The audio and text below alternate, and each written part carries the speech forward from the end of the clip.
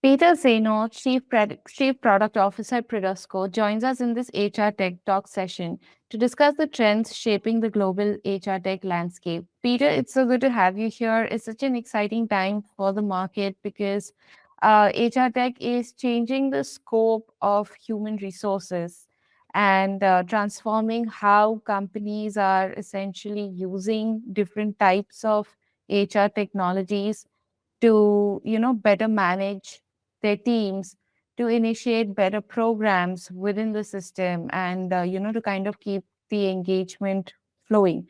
And while that's one aspect, the other is how HR tech is transforming the entire hiring and exit life cycle as well of employees. And the world is kind of like the business world. The ecosystem has been evolving so rapidly. First, there was this entire B2B SaaS explosion before COVID, and COVID kind of like changed the game dramatically. And the way we stand today, where we are, from where we look at it today, it's a market that's still innovating, that is still impacting how businesses function, especially with the influence of AI as well. So HR Tech is a key enabler here, and it's always interesting to have these kind of conversations with business leaders like you. So before we dive into the main part of today's conversation to discuss the latest trends that are impacting the market, why don't you tell us a little bit about, who you are yourself, your time in HR tech, and of course, we'd love to hear more about your role at Prodoscore as well. Well, first and foremost, thanks for having me. Like you mentioned, this is a very interesting time in technology, not just for HR tech, but for all global technology. Um, so I'm Peter Zaynoun. I've been in product management for a lot longer than I'd like to care to admit, but the better part of 2 decades. I've been always all over in a variety of different industries in the Boston market. I've worked at companies like LogMeIn, like Wayfair, and before Prodoscore, I was over in private equity, helping a variety of different B2B SaaS companies on product strategy, product management, and how they can, at that time, utilize AI to expedite their product roadmaps and to get more valuable features out for their customers. Um, I've been at Prodoscore for a little while now, and really, what attracted me to coming on over here was the problem space that they were trying to solve for. I think the HR tech space, as well as the productivity space, has been something that since COVID has been a very interesting topic that's been out there. You mentioned COVID making a lot of changes. It drastically changed not only how we lived but how we work, and you know, working for a company that's trying to find ways to help the employees, to help the companies identify better ways to work efficiently and effectively around these new guardrails that employees want to work, was really what attracted me to the company, to be coming on over here to head up their engineering and their data science departments.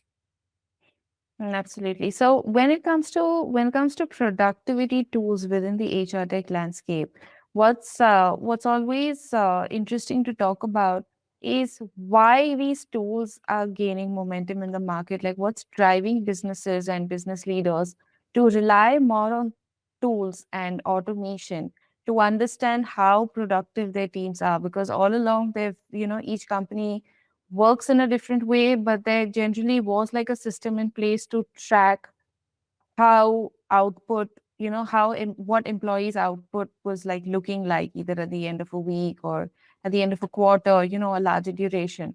So, how are these tools kind of like changing how that part of, measurement functions today? And why is there an increased demand for these kind of tools as well? What's influencing this? I think there's a few different things that are bringing that increased influence. I think first and foremost, it's like we mentioned, the COVID changed the way that people work. There's a higher demand now for employees to have flexibility, to be in a hybrid workplace, to have that capability of working wherever they want to work. And previously in my life, working at LogMeIn, when we were working on different remote capable tools like GoToMeeting or Join Me, that was also the stem of what we were trying to do, of enabling people to work anywhere. And I think now that enablement is being met with a little bit of friction from different companies, to making sure that employees are doing the good work from no matter where they are. So I believe that, the gain in popularity is really to enable the employees to do and to work from wherever they want to, but also to have them be able to show organizations that, hey, we can work, we can be effective from anywhere that we are. It's not just that we have to be in the office and everybody can see. In fact, there's a lot of reports and a lot of feedback that show that sometimes when people are spending a lot of time commuting or going in and out, that uses a little bit of productivity. And when you're at home and you're able to, just walk from your bedroom to your office, you're spending that time doing the best work. So you're seeing that gain in popularity to really meet in the middle and provide people with the capability of doing their best work no matter where they are. And when it comes to HR tech and HR needs today in the market, there's a lot of fast-paced evolution in the ecosystem. But what would you talk about? What would you tell product innovators in this space today when it comes to understanding HR needs and the actual market space? Like, there's some very relevant, very interesting ideas out there, and some very innovative HR tech features as well. However, not all of them are essential to companies on the whole. And when it comes to this ecosystem, how do you see it move based on current needs? I think it's a very interesting question. And with today's AI landscape, I think it's one that has become first and foremost in a lot of people's mind. I mean, I'm sure we'll get to it in a little bit in this conversation, but to get to it almost quicker, AI has been, and specifically Gen AI, has been something that has really transformed the technology landscape in the last couple of years. And you saw a lot of people understand the hype and try and lean very, very much into that hype cycle and go, okay, let's build as much AI into our product as humanly possible. The problem that you faced, and you see that with reports like that MIT published on 95% of AI projects haven't seen any ROI or have failed. You've seen it because people have genuinely missed the product management capabilities. And to go beyond HR tech and to go into the full tech landscape, I do believe the role of product management is going to play an even bigger role in the future, because when you're mentioning all these features, all this functionality, the key problem is are they actually solving a customer need? Have we gotten too far away from building a solution that we find to be sexy, but we're actually missing the point of, is it actually something that needs to be solved? This is the right problem to solve for our customers. So I think I'd say to any product person or any leader that's out there that's in the tech space, not even just in HR tech, make sure you always go back to that basic functionality of, are we building what customers want? Are we building what customers need? And looking at AI as, the proverbial magic wand. In product, we always have this question when we're talking to our customer base or trying to interview customers. We always ask them, hey, if we gave you a magic wand and you can get anything that you want, what would you want? And the purpose of the question is really getting to the customer need of what they're trying to solve for. With AI, with some of the new technologies, with data science, with the enhanced capabilities that are out there, we have a very, very strong magic wand that can either grant any wish or can grant a lot of wishes all at once. The ability to use that in the right way is to making sure that you're pointing it at the right problem and you're solving things correctly for our users. And so really for me, it's the more that you can get down into that true user pain and build something that presses on that pain and solves that pain, that's where you're going to see the impact in whether it's HR tech or any other technology company. And in this the way the market stands today, the global HR tech landscape, what are some of the latest developments that have piqued your interest, and why? Those that have influenced how you look at the landscape as well, because of how innovative those features of the product is. So I think for me, it's really been what we talked about a little bit before, that reevaluating what productivity actually means, what outcomes actually are, and leaning more into that. I mean, if you historically looked at some of the HR tech from the work days of of the world, or some of the tools that were used for like OKRing or goal setting, there was a lot of output or oriented things. Do this, take care of this thing. The change that I'm seeing a lot of is that people are really focusing a lot more on outcomes, and really trying to lean more into, as long as you're getting towards what that outcome is, we're going to give you the tools, we're going to give you the capability of doing the right work, because the outcomes are what really matter for the company. And I think this is where, to go back to some of the previous points, it's providing tools that enable employees to do their best work no matter where they are.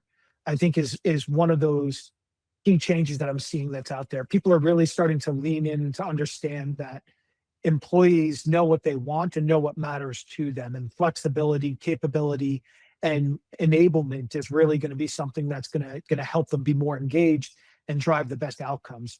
And you're seeing a lot of people understand that in not only the HR tech space, but all other tangential spaces towards HR. And we briefly touched upon it, but it's not like any conversation today is complete without the talk of AI and Gen AI. Yeah. So, in today's HR tech landscape, how are you seeing it impact the way the market is moving, the way innovators are using AI, especially to enhance the product experience? What thoughts do you have, along the whole AI and HR tech correlation for now and the near future? I think AI is one of, if not the most impactful technology innovations in our lifetime. And I think it's going to be almost as impactful as just the basic internet that was out there, and how many industries and how much life changed since that point. And for me, it's interesting because I've drank the Kool-Aid. I'm fully into AI. I use ChatGPT and Gemini for everything, including, planning my Thanksgiving menu with my wife, or, what I should do for an exercise routine to fix a problem that I have with my back or something like that. And then I bring that into work. It's really turned into a true co-pilot, a true partner for me. And I think as you see the landscape changing, people leaning into that, because it really solves two key components that you're seeing, and they're both on two different ends of the spectrum. The first one is adoption. We touched on it a little bit earlier, on building the right problem, and or building the right solution for the right problem, to making sure that the users are actually adopting that. You can point this AI sledgehammer in a variety of different directions, and it could be to either swat a fly, or it could be to build a building. The companies that use it to do more impactful features and functionality, they're going to get the higher adoption. But the other thing is how you can use this to avoid resistance. There is still a large fraction of people that are very resistant to AI, and they see some of the potential negativities to it. But if you plug it in and show the value that it can bring in, whether it's in a product, whether it's in HR tech, whether it's in any aspect of somebody's life, the more you're able to have that in there and show that value, the less you're going to get people that are going to look at it as an evil, or anything that could be that could be hindering them from doing their best work. It's an enabler. It's something that can really extract that best work from people.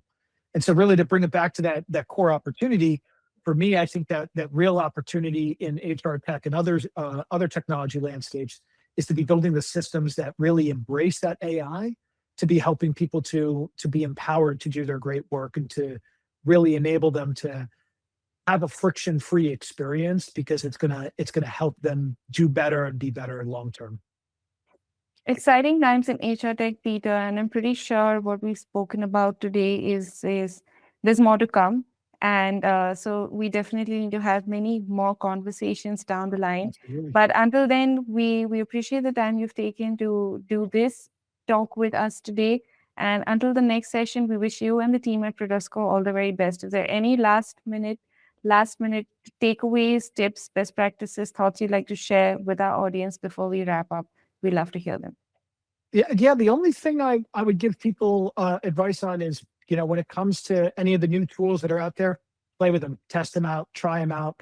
You'll there's going to be some failures, there's going to be some duds that are out there, but if you find a few that really work with you, that make you better, whether it's in work, or in the product landscape, or at life in general, it's worthwhile, because there's a lot of great technology that's being introduced on a day in and day out basis. It would be a shame to not take advantage of that part. Thank you Thank very you much for so having me. Thank you so much, Peter, once again, and have a great rest of your day. You too. Bye bye.